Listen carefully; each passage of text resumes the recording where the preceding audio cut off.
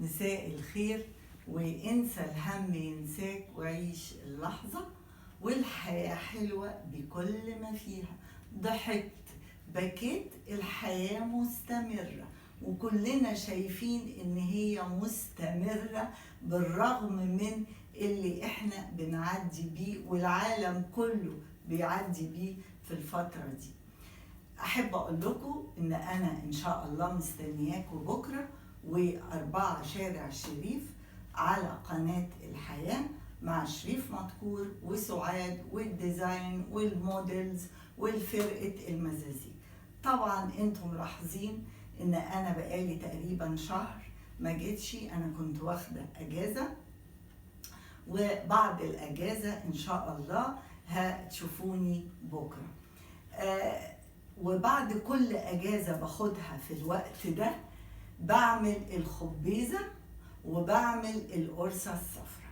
انا بعمل الخبيزة ليه؟ لان معظم الناس بتنساها وهي الموسم بتاعها صغير بيعدي بسرعة، واطفالنا الصغيرين مش عارفينها، فيا ريت يا ريت تلحقوا تجيبوها وتعملوها وتأكلوها لولادكم. أكيد في ناس كتير مفتقدينها، أنا متأكدة، لأن دي كانت الأكلة المفضلة في البيوت بتاعت زمان.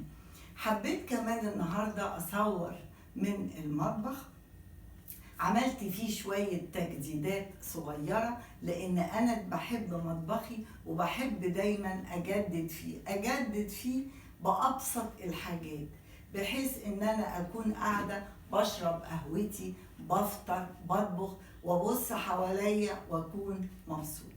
هبتدي من الجزئيه دي هنا، وهنمشي بقى وهتشوفوا التغييرات بالمقارنه بالفيديو القديم اللي كنت عملته.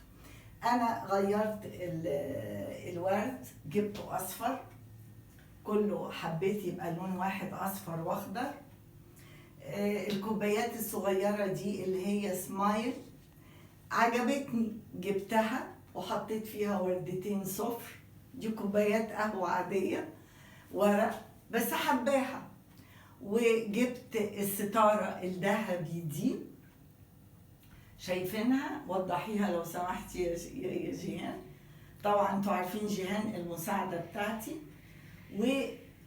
شفت في مطبخ من المطابخ اللي كنت بنزلها فيديو او صور الستارة الصغنونة دي والسبتة اللي متعلقة دي.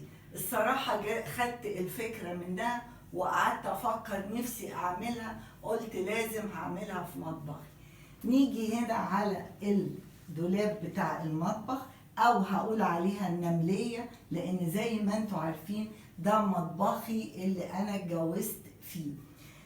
هاجي كده، وعجبتني برضو الفكرة دي قوي بتاعت الستارة، قلت لازم اعملها. وطبعا انا عاملاها بحاجات كده مش عارفة ليها اسامي، والورد الاصفر، وشايفين الثلاث سبيتة المتعلقين. جبت الراجل الكهربائي بتاعي عمل لي بالشنيور وعلقتهم، وادي المنفضه، فاكرين المنفضه؟ المهم، فعاوزه اقول لكم ان انا لما كنت نزلت لكم شويه صور مطابخ وفيها افكار، اخدت منها الافكار دي. انا لما كنت بنزلها عشان انتوا كمان تاخدوا افكار. يلا بالحاجات البسيطه، بالامكانيات البسيطه، بالحاجات اللي مش مكلفه، جددي مطبخك. اقول لكم ايه؟ مستنياكم بكره الثلاث من 4 ل 6 على برنامج 4 شارع الشريف. وما تنسوش، ووحشتوني ومستنياكم. اقول لكم ايه؟ باي باي.